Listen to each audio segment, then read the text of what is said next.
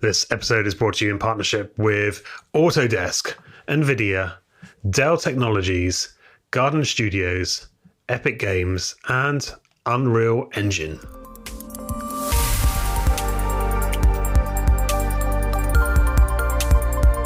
Hello and welcome back to Future of Film Podcast. My name is Alex Stoltz, and as regular listeners will know, this is a show where we share insights and strategies from the pioneers, the trailblazers and disruptors who are shaping film's future. And today's guest, I am delighted to welcome Houston Howard to the show. Houston is Chief Storyteller at 13 Creative, Transmedia design firm, and he's co-founder of Fulcrum Worldbuilders, an organization that designs large-scale story worlds that are meant to shift culture and catalyze large-scale social impact.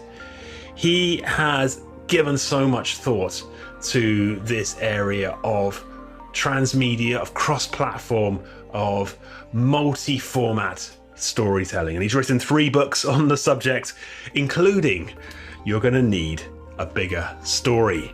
I recently read this, I loved it, I highly recommend it.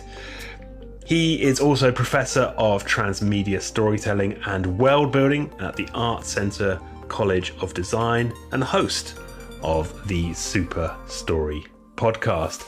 In this conversation, we discuss how creators can, well, in Houston's words, attack the market. What are the creative and commercial strategies that set them apart in this ever-increasing ocean of content? Houston's energy and passion for storytelling, as well as his advice and strategy, are contagious and compelling. And I really hope you enjoy listening to the show as much as I did recording it. If you are enjoying the show, or just want to find out more about Future of Film, head on over to futureoffilm.live. You can check out all of their podcast episodes, explore some of our other resources like the Summit, Future of Film Report, and Future of Film Incubator. And now, new this year, we have Future of Film Inside. This is our special membership program, which gives you the opportunity to get the inside track on Future of Film. There are a range of plans and benefits available, including access to exclusive content, networking sessions, and events. So if the future of film or the future of screen storytelling is important to you and your work, this is an unmissable opportunity. So do check out Future of Film Inside and our other resources at futureoffilm.live. So that just leaves me to say thank you for listening, and now please enjoy this wide-ranging conversation with Houston Howard. And I started the conversation by asking Houston exactly what a story architect is. It really involves the discipline of transmedia storytelling. I found transmedia to be a clunky term that doesn't necessarily communicate everything you want to communicate. So I started calling it a super story, super being something bigger than one thing. And so what I specialize in is being able to create and craft story and tell stories over multiple mediums in a way where all these stories work together for one bigger experience. And so being able to create that and design that, create that, and execute that is it's a different type of skill set than just looking at a single story. So that's why I reposition it as a super story architect, because a lot of it is like you're building something bigger. It's not just sort of freelance, like jazz music, you just kind of build it as you go. A lot of it is very tactical, a lot of strategy that goes into it, narrative strategy, narrative design. But at the same time, it's still a big story that you're telling. So yeah, I tried to position super story architect to be that role of creating something bigger than just one thing. I think it's a great way of framing it. Because you think about architecture, you think about the foundations, you think about the design, and that does seem like, in your book, it really does take people through that step-by-step process, doesn't it? In terms of, this is where you need to, these are the foundations you need to start with, and then this is how you kind of you build it out. Sure. Why do you think why are you passionate about this, I suppose, and why do you think why is it important today? So I'm a fan of big IP, and I grew up a child of the late '80s and '90s, and so I grew up on Star Wars and Lord of the Rings and Teenage Mutant Ninja Turtles and GI Joe and He-Man, and so all those seminal those '80s and '90s IP, and so and today big fan of Game of Thrones and big stuff like that, like really big fan of what Marvel's doing, and so generally I'm a fan of that type of storytelling and that type of stuff. And what's interesting, still a big Star Wars fan, when it goes to the architect thing, George Lucas, as a kid, never necessarily wanted to be a filmmaker. He always wanted to be an architect. That was actually his first passion was being an architect. And he kind of fell into filmmaking in college because he had a mind for editing and he understood sort of how to piece it together. But really his first passion was architecture. And then every summer while he was a kid, he would work at his dad's toy store. So finally, when he went into filmmaking, he went into filmmaking with the mind of an architect and a really good idea of how to sell toys. And all of a sudden, innovated the industry in a million different ways. And so I like that approach to I like that architectural approach to entertainment because it really forces you to think a little bit differently about what you're doing and why you're doing it. But I'm passionate because that's the way my brain works. But then also, like I said, I've been a fan of this type of content for, my whole life. And then really, I got into this space because I just wanted to make stuff I was a fan of. And so I didn't even know transmedia was a discipline necessarily. And so when I went to find out, okay, how do I express something across multiple platforms? How do I create Teenage Mutant Ninja Turtles? And how do I create Star Wars? And it was difficult to be able to do that. I didn't realize until I tried to do it how difficult it was to be able to maintain continuity and have these stories work together in a bigger thing, and understanding the unique idiosyncratic languages of each medium and platform. And so I went on about a 2-year research project, one looking at all the multi-platform projects that I could find of what made them work, what didn't work, what were the creative choices, business choices that they made that worked or didn't work. But then I also started seeking out, thought leaders in this space, and a lot of it was rooted in academia and a lot of sort of esoteric thought. I'm a practical guy, and so I went to a lot of conferences and seminars and master classes, and a lot of people were just asking a lot of questions, which is fine, and pontificating about certain things, and but I just really wanted a roadmap of how do I get really brass tacks, like what's a way forward?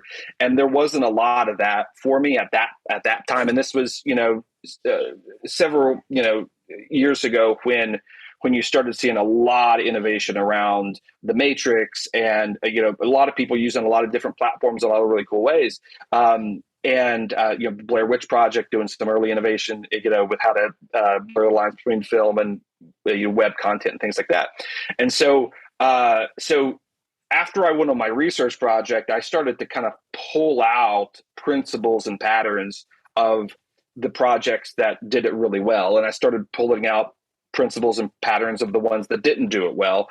And that led me to writing my first book, Make Your Story Really Stinking Big, that I published through Michael Weesey, which was basically like, hey, the top 20 multi-platform projects that we all know all did these 8 things. And so being the genius that I am, I decided I will always do those 8 things. And the worst projects that didn't work did these 10 things. And so I'm going to avoid those 10 things. And I put it all together in a book and published my first book that way. And so that really led me to not just creating my own stuff, but working with other creators on how to now navigate the ideation process, the world building process, the tactical strategy of how to get these things to work together, because there's a lot of nuance and a lot of small things that can really super fuel a project, and there's a lot of mistakes that you can make that can really hurt a project. One of the first things I worked on was Monster High with Mattel, and they had a multi-platform project with books and video games and cartoons and a web series, and they weren't getting migration of the audience. So fans of the book weren't watching the cartoon, and fans of the cartoon weren't reading the books, and they really couldn't understand why. And then you dug into the creative and you figured out there were continuity issues. In the book, this one thing was this one way, but then in the cartoon, it was completely different, and the Lego blocks didn't fit together. And whenever you have Lego blocks that don't fit together, the structure you're trying to build just falls over. And so it's this really interesting intersection of sort of tactical narrative design, but also like really sort of Tolkien-esque world building that goes into a lot of this stuff. And you sit there at the intersection because you have to have the creative to make the strategy work, but then you have to have good strategy to make the creative work as well. So it's like a weird creative puzzle for me. So and that's the way my brain works. I like to approach it like that. It's a fascinating puzzle, and it's really interesting, isn't it? But audiences can tell, like, they may not be able to put their finger on it, but they can tell when something's not right. When there isn't that continuity, it just doesn't feel complete. Yeah, it's huge, especially in today's, and it's widely important in today's era of Twitter and subreddit threads. If you don't get you go back to the 90s, and you would screw up continuity, people would gripe to their friends about it at the mall. But now, all of a sudden, by the end of the episode, there's, 10,000 comments on Twitter, ripping your stuff apart because all of a sudden they're picking out continuity errors. I mean, you're starting to see this now, even in, with Star Wars and the Obi-Wan Kenobi show. Yeah, I think the Obi-Wan Kenobi show has been great so far. But still, there are thousands of people that are just like have it under the microscope, trying to pick out every little thing that doesn't completely match up to except the 70s film and thing like that. And it's audiences are more sophisticated and more weaponized in a way than they've ever been before, and they trade on finding the stuff that doesn't work. And so you have to be you have to step up your game as a storyteller to make sure those Lego blocks fit, because if they don't, not only will you suffer narratively, but I think you also suffer in the court of public opinion, because you're going to see a subreddit thread just kind of tearing your stuff apart, and that's obviously not fun for anybody. So, yeah. So about I understand that sort of the passion, and it's incredibly exciting. But what about the market? I mean, how does sure. in your book, to quote from your book, it says what this means in the entertainment marketplace. The entertainment marketplace is especially primed for those storytellers who understand the power and viability of not just a great story, but a great story world. Sure. What is it? What is it? Why is the entertainment marketplace particularly looking for those kind of stories or projects rather now? Sure. So it's for one big reason, and it's a big clunky word called commoditization. And so right now, for the first time in human history, the entertainment market is commoditized. What's called being commoditized. And so what that means is there's an oversaturation and a hyper competition in the space. And so what happens when a certain type of product or thing is launched in the market? There is a time when something new is invented when a lot of people can't duplicate it because technology hasn't been democratized or whatever. There's just not a lot of competition, and that's awesome. When it gets to a point where technology is democratized to where everybody can make that same thing, then there's a zillion knockoffs of that same thing, which leads you into commoditization. So commoditization is where there's oversaturation, hyper competition. You're no longer unique. There's just a million versions of you, and you have to figure out how to stand out. Throughout human history, entertainment has never really been commoditized because primarily because technology has never been democratized to where people didn't have the tools to create movies. They didn't have the tools to create and release their own music. They didn't have the tools to create and distribute their own comic books. They couldn't self-publish their own novels. They couldn't do any of that stuff. It was all that technology was centered on the big five book publishers or the big five movie studios that cornered the market on the technology to create, and especially the technology that it takes to distribute the content, even if you can make it. And so there was always a limited amount of entertainment content in the market. Again, growing up in the 90s, there was stuff, right? There were movies and there were video games and there were books, but not as much as what we have now. I mean, if you think about in the video game sector, there were probably 100 Nintendo games I could play as a kid. That was it, right? Like that was, now there's like, 100,000 new video games released every month across mobile to all the way up to console games. It's absolutely crazy. And so if you look at the amount of film and television content, video game content, books that are published, comic books that are being released, there's this giant flood, a tsunami of entertainment that's hitting the market every single day, and it's never happened before in human history. It's because the miracle of the internet and the fact that camera phones are so great now. The fact that you can record your own album in the comfort of your own home with whatever you have in your book bag. The fact that your laptops are these incredible machines that can do about anything that we want.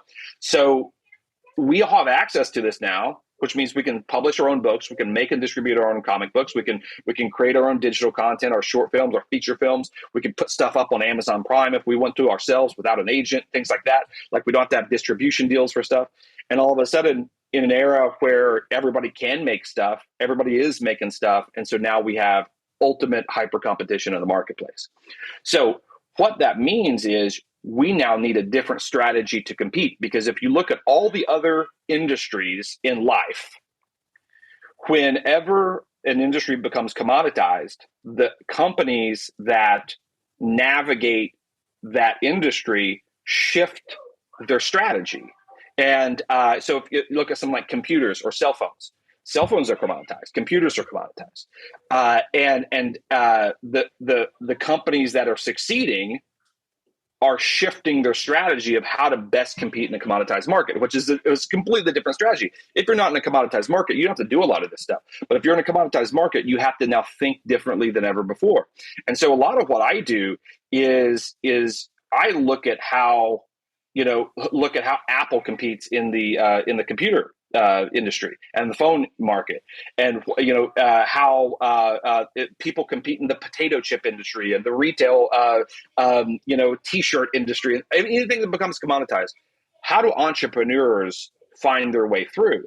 And when I started to do that, I realized, wait a minute, they're using such a different strategy than entertainment producers typically use. And if we can start to port the wisdom of an entrepreneurial brand into the entertainment space, it really starts to take a different form, which is this form of this diversified transmedia model, which is super cool and really interesting. And so I think, right now, it's not even just a luxury. Like when I kind of got started in this, it was still kind of like, it would be cool to make something like The Matrix, or it'd be cool to make something like Star Wars. Now, because we have our streaming wars and all this stuff that's hitting the market, now I think it's more of a necessity. You got to figure out how to survive in a commoditized marketplace, which means you have to start thinking diversification and synergy between the products and all these different things in order to just stand out. Somebody mentioned to me not too long ago, they said, releasing a movie in today's market is like being a needle in a haystack. And I actually don't agree with that. I think releasing a movie in today's market is like being a needle in a needle stack. Because if you're a needle in a haystack, at least you're unique. But if you release a horror movie in today's market, like, guess what? There's 1,000 horror movies that are all being released in the same month as you in some platform all around the world that's vying for the attention of the audience. And all of a sudden, you're no longer unique at all. And it's a bigger problem. And it's now, not to say that you shouldn't make your horror movie. You need to make your horror movie because that's what's in your heart to make. But now we got to figure out a different way forward in order to compete. I had a lemonade stand when I was a kid, right? I don't know if anybody had a lemonade stand. I did a lemonade stand as a kid, and I was the only lemonade stand in my neighborhood. And so all of a sudden, like, I had the neighborhood on lockdown for anybody that wanted lemonade, right? But just imagine if I walked out one day and there was 2 other lemonade stands in the neighborhood. Like, okay, I can probably out compete and out lemonade 2 other kids, right? I'll make mine a little bit sweeter, drop my price from 50 cents to a quarter. Like, I could figure out how to compete against 2 others. But then I walk out another day and there's 100 lemonade stands in my neighborhood. Then I walk out the next day and there's 10,000 lemonade stands just in my neighborhood. Now, at that point, you have to realize I can't approach my lemonade business in the same way. Like, I have to now pivot my thinking. I want to make lemonade because it's in my heart to make lemonade. So I'm not trying to tell anybody not to make lemonade. I'm saying the way you approach your lemonade business has to be completely different. Else you're going to be swallowed up by the other lemonade stands. And that's the thing that I think, that mentality of shifting from I'm the only lemonade stand in town to now I got to compete in the commoditized lemonade market. That mentality shift is what creators really have to do in order to, I think, better compete in the commoditized landscape. It's a really long way to answer your question, but that's, I think it's just a necessity to figure out that thinking. Yeah. It's a great answer, and I love the needle in the needle stack. Yes. That's brilliant.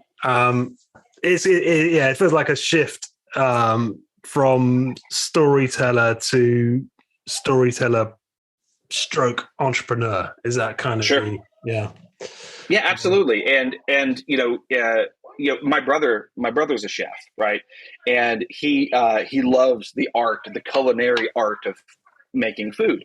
But when he went to go start his own restaurant, he quickly realized that in order to be the owner of a restaurant, an entrepreneur of a restaurant, you now have to have other responsibilities and you have to think about other things. So like he told me, he said, Houston, I have to talk to cash register people because there's all these different cash registers do different things. I don't want to listen. I don't want to think about cash registers. I don't want to think about having to order all the stuff and the different front of house stuff. And now I have to figure out how to pay the electric bill. There's all these other things that he had to figure out just to be able to launch the restaurant. And he was like, all I want to do is cook food. And I was like, well, that's great. If all you want to do is cook food, then you can be a chef of somebody else's restaurant. And that's fine. There's no judgment against that. Like that's normal. There's so many people do that. But if you want to do your own thing and have your own restaurant, that necessarily requires you to now broaden the scope of your thinking to incorporate some other skills and to diversify your own skill set and to be that chef / entrepreneur. And I think the same thing is with storytellers is you have, if you want to write on assignment other people's movies, and if you want to be a ghostwriter for other people's books or an editor, or if you want to work on other people's movies as a crew member, things like that, that's awesome. That's no problem at all. Like there's no judgment against that. But for me, I want to create my own stuff and tell my own stories that are in my own heart, that's in my own heart. And in order to do that, you have to have a different thinking. I know so many writers here in Hollywood that they're staffed on other people's shows, and it's awesome to have staff jobs, but they're secretly kind of sad, which is a super first world problem. They're secretly kind of sad, because they have scripts that they want to sell, that they have in their heart, that they have in their mind. And ultimately, you could be working on someone else's show, but if you have stuff that's in your heart that you want to be a creator, an actual original creator, working on other people's stuff will never be as satisfying. And if you're one of those people that needs to tell their own stories in order to be satisfied, you have to adopt that storyteller / entrepreneur mindset in order to compete in a commoditized market. You're listening to Future of Film podcast with me, Alex Stoltz. Thank you for listening. I hope you are enjoying the show.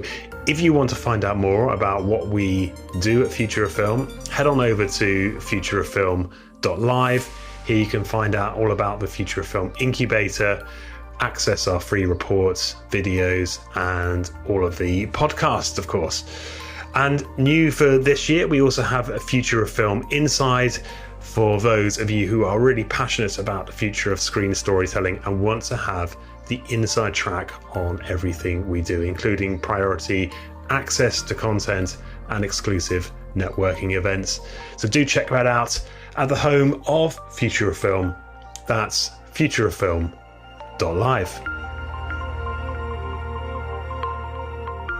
So I'm buying it, Houston. This sounds like great advice. When you're working with storytellers or brands, I think you work with a lot. What are the steps you take them through to get them along this process? So the first step I encourage people to do is one, just education, and you have to, like, the biggest step is to increase your vision. You have to think of yourself either as a brand or a storyteller as something more than just the storyteller, and getting people to that mindset is the biggest part of it, because so many people think I'm just a screenwriter. That's what I am. I'm just a screenwriter.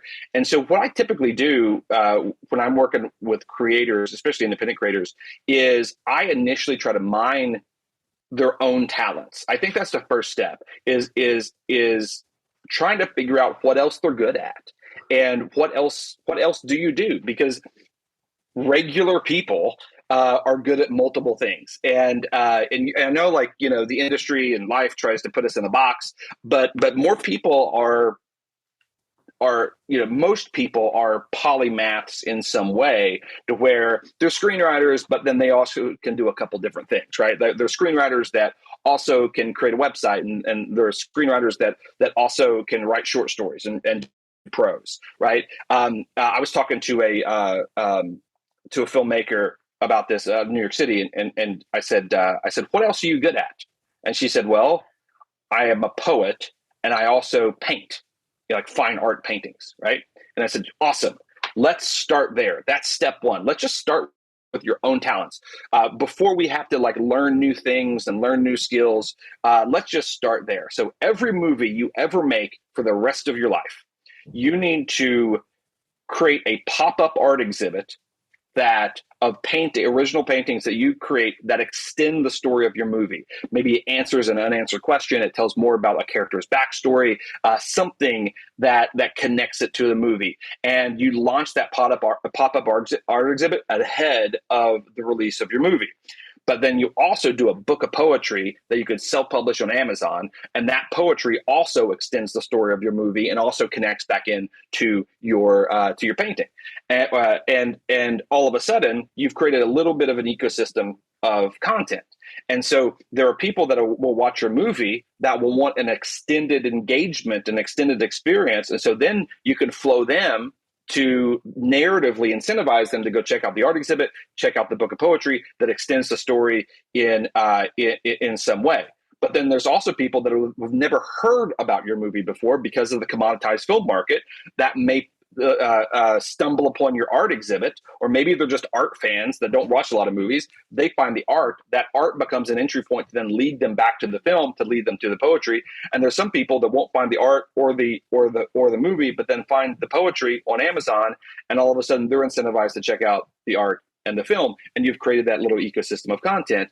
And guess what? Here's the cool thing: is not only is the film industry commoditized with content, the filmmaker industry is commoditized with people.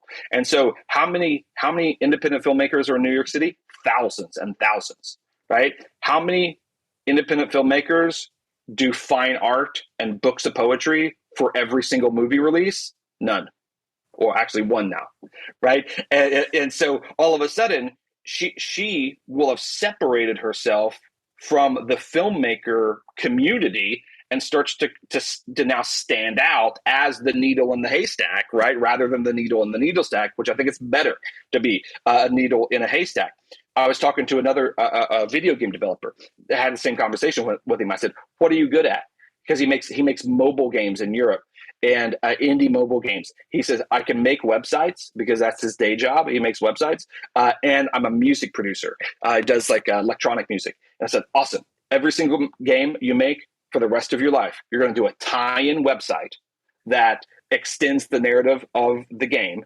And then you're also going to release a concept album or a concept EP, even just a single that somehow extends the story of the game, creating the ecosystem of content. Some people will find the music first and then go to the game and then go to the website. Some people may stumble on the website, depending on your SEO and all that, and then to the game and then to the music. Some people will start with the game and they can go to both. And he said, "Houston, nobody does that." And I said, "Exactly. That's the whole point. How many people just do the video game? How many game developers are in Europe doing indie mobile games?" And he said, "Thousands." I said, "Perfect. And nobody's doing this? It's exactly why you should do it, because you're still making video games, which is the thing you have in your heart that you want to do. But you've now not only created more entry points for new audience that helps you better compete in the commoditized game environment, but you've separated yourself as a brand, as somebody that can do different things and provide a different experience. And guess what? This is the punchline. You don't even have to go out of your own skill set to do it. Like, these are things you're already good at, right? And so working with studios and other companies and things like, and brands, like, that's my first question is like, "Oh, what else do y'all do?" Like, "Well, we have a publishing division." And I'm like, great. Let's like pull the publishing side over and see if we can have some publishing connections to the film that you're making, or et cetera, et cetera, et cetera. Let's just first mine our own skills and our own capabilities. And we find that we're more capable than we think, right? So that's always my first step. Look at your own talent. And then once you mine your own talent, then it's a process of like, okay, what else can I tackle on that maybe I have to learn? And this is the cool thing about like today's democratized technology market, is that YouTube is the greatest educational platform on the planet, because if you don't know how to create a podcast, guess what? There's about like 300,000 YouTube videos on how to make a podcast. Right? You can download the Anchor app on your iPhone, which is 100% for free, and you can record a podcast and you can distribute it on Spotify and Apple iTunes completely for free. Worldwide distribution completely for free for the podcast. And there's YouTube videos that tell you how to do it. Add that to your skill set. It's super easy. People typically don't want to take the 7 to 12 to 17 hours to learn a new skill. But technology is so incredible in a lot of ways. If you do that, if you take that 17, 27 hours, 70 hours to learn this new skill, it can be, you may not be a professional podcaster, you may not become Joe Rogan, but it'll allow you to be functional in a way that can expand the brand in a way that you didn't expect, right? So mine your skills, add some extra skills to your skill set, to your Batman belt, so to speak, and then find collaborators. If you don't want to learn anything else, find collaborators. So all of a sudden, Alex, I'm sure you do things that I don't do. And Amy does things that I don't do and you don't do. And Martin does things that I don't do and you don't do and Amy doesn't do. And all of a sudden, if we all come together, we become the Avengers of whatever project that we're working on. And I can say, Martin, you do this, and Amy do this, and Alex do this, and I'll do these things. And all of a sudden, we now have a little diversified brand that better helps us compete in the commoditized market, and we don't have to have a Star Wars sized budget to do it, right? And so I think it's a really exciting time. Now, it requires you to, talk to people and network and collaborate with people, but like all of y'all are hungry to break in. There's so many people that are hungry to break in. If you find 3 or 4 or 5 people that you trust, man, figure out how to, especially cross-platform collaboration. Go and find some game developers and some musicians that are hungry to break in the music industry, hungry to break into the game industry. Find an author that's really itching to kind of break into the publishing space, right? And all of a sudden you say, hey, you want to break into publishing? I want to break into film. Let's work together all in one story world where you can write the book in the story world and I can make the movie in the story world. And then the synergy can combine it. And then all of a sudden we can go to Tony and Tony's going to do this other thing and Emily's going to do this other thing. And all of a sudden we have a new thing, right? And so, so I think there's stages. Mine your own talents, add to your own talents, and then reach out for collaboration. And I think you can do a lot more than you think. And that same process is the same as I'm working with a big production company or an individual. It's the same thought process, maybe just scaled a little bit differently. Yeah, I love it. And it's like you say, it's scalable. This is great. I want to ask about financing, because it's important to understate it. And how do you find that financiers or studios or brands even respond to these kind of strategies? Because my feeling is that some of them, if you approach some of them with a story world, they just wouldn't know how to invest in that, whereas some of them might understand it better. Sure. What's your experience? So there's a couple different, I think, nuances to this. It's a really, really super important question to ask, because right now in the marketplace, there's a trend of studios acquiring story worlds on spec, even outside of any individual story. They'll just see a story world that's presented in a short film, or a story world presented in an animatic, and or just a story world Bible, and they'll make an acquisition for that outside, even if it doesn't have a script along with it. And it's a really interesting trend that's happening now.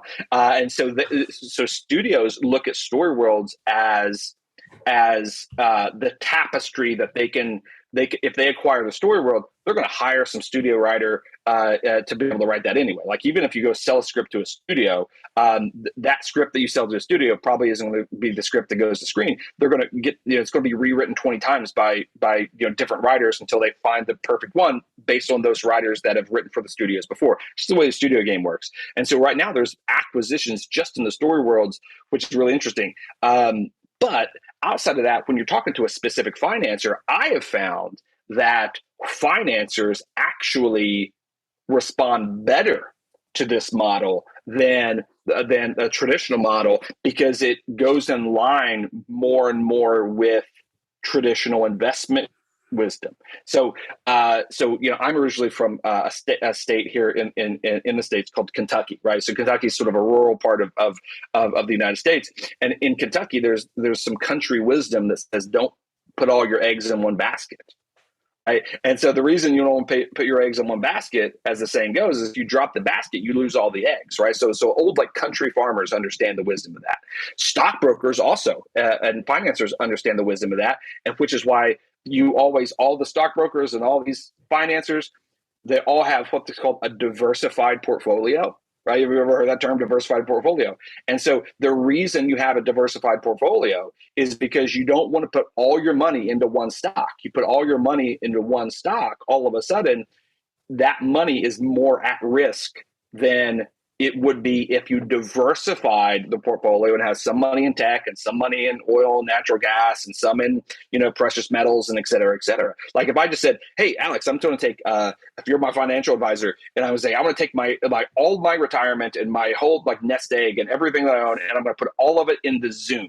And I'm going to invest into Zoom. And you would probably say, Houston, Zoom's great right now because of COVID, but maybe you shouldn't put all your money in Zoom, because what happens when technology shifts or culture shifts, or we all go back into the world outside of COVID, and all of a sudden you could lose all that money. It's too risky, right? That's the way normal financiers think. So all of a sudden, when you go to a financer and say, hey, I have one movie and I want you to take $10 million, and I want you to invest it in my one movie, you're asking that financer, necessarily asking that financer to take 10,000 eggs and put them into one basket. And all of a sudden, if the movie works, great, mazel tov, that's amazing. But those 10,000 eggs are at risk, because if for whatever reason it doesn't work, which the reasons that movies don't work far exceed the reasons why it would work, especially in the commoditized market, then all of a sudden that financer is out of all that money. And so to be able to go to, I had a financer tell me specifically, he said, Houston, never bring me one project. He said, always bring me 10 projects. He said, because if you bring me 10 projects, I know out of the 10 projects that 4 of them are going to lose money. 3 of them maybe will break even. And then hopefully 3 of them will overperform in a way that subsidizes the losses of the rest. He said, that's much a better model for me, right? Which is actually how studios, that's the way, it's called the resource allocation model. So that's the way they allocate resources in the studio system to make their movies. They know if they release 20 movies in a year, they know that all those 20 movies aren't going to make money. They know that 12 of them are all going to lose money. 4 of them are going to break even, and they just hope that 4 overperform to subsidize the loss of the rest. So that's the way the studios think already. That's the way financiers think already, because they want that diversified portfolio. And all of a sudden, the reason independent creators don't have as much success finding financing for their films is because they're operating in models that traditional financiers and studios don't operate in. They're asking these people to take all their hard-earned money and put it into one basket, and it's too risky.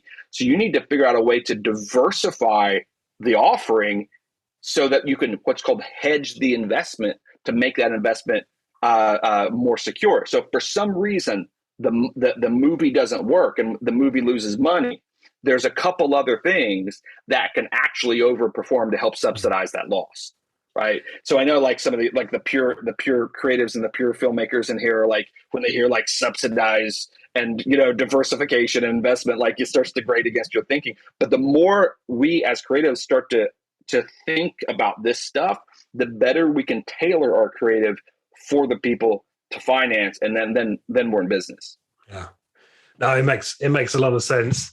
But when a financier makes that investment, what are they investing in? Are they investing in the IP? Is it more like a business investment rather than a single project? Yeah, of course. Yeah. So if I want, it depends. I mean, honestly, it depends on the investor. But but under this paradigm, typically, part of that value proposition to the investor is if you invest into the brand. If you invest into the IP, and IP is the same as brand. So, brand is sort of the business version of IP. So if you invest in the IP or the brand, you're now investing in the profits of everything.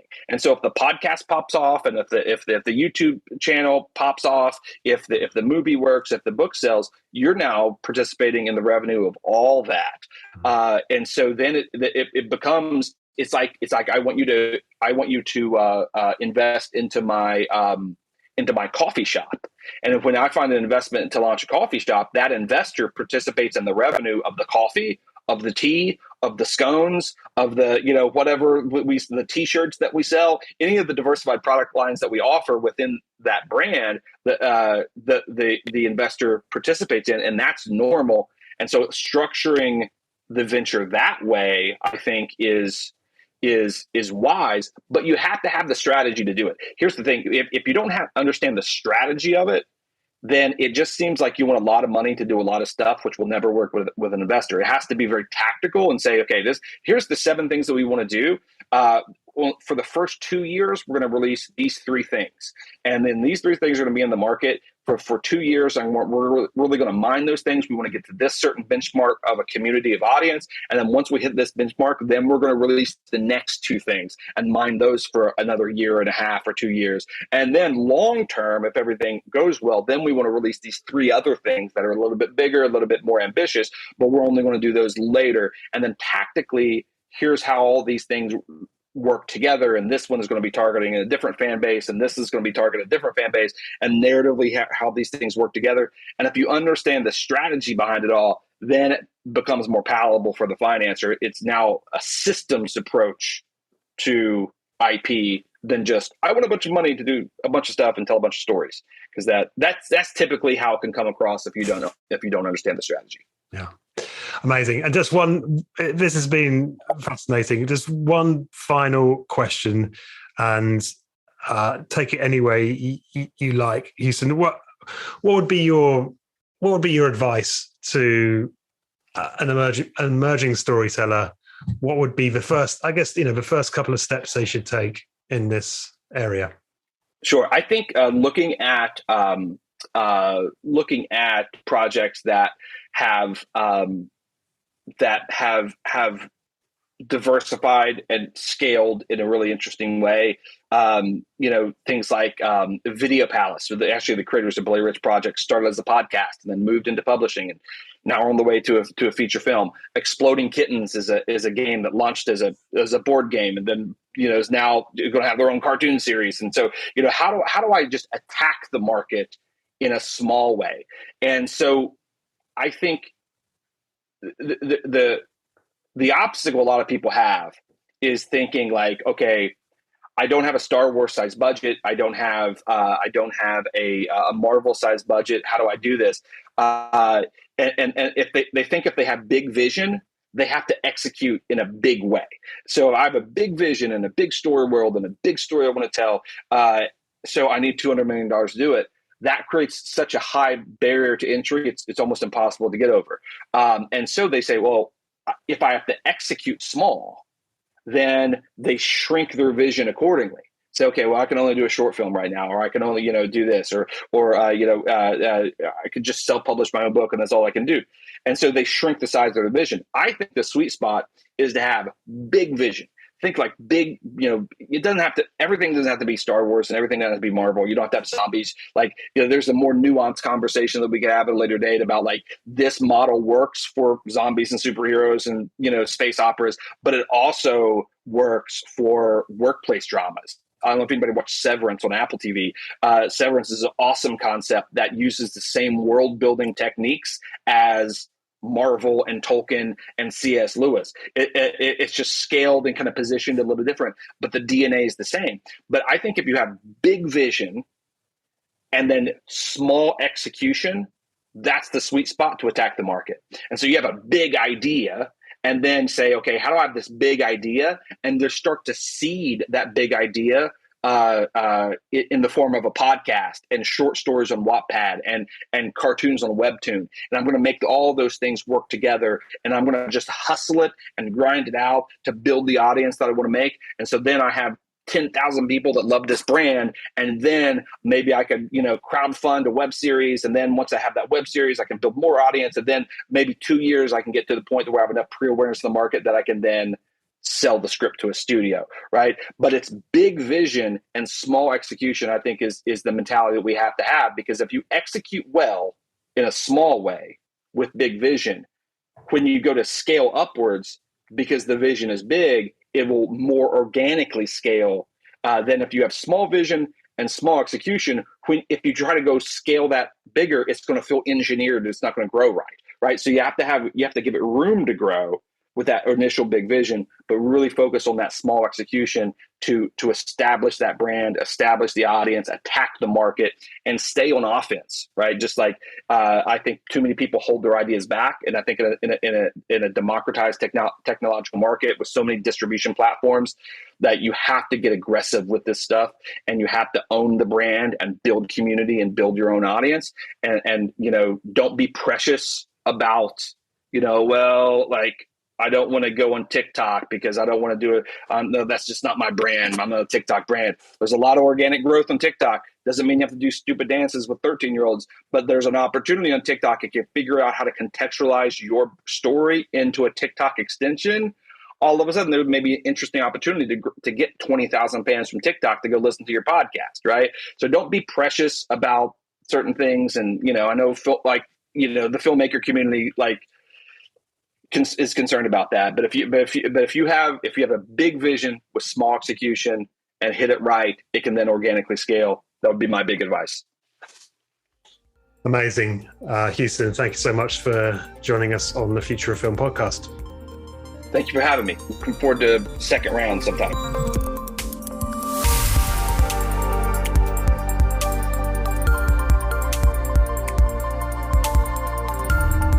So that was my conversation with Houston Howard, recorded as part of Future of Film Incubator 2022.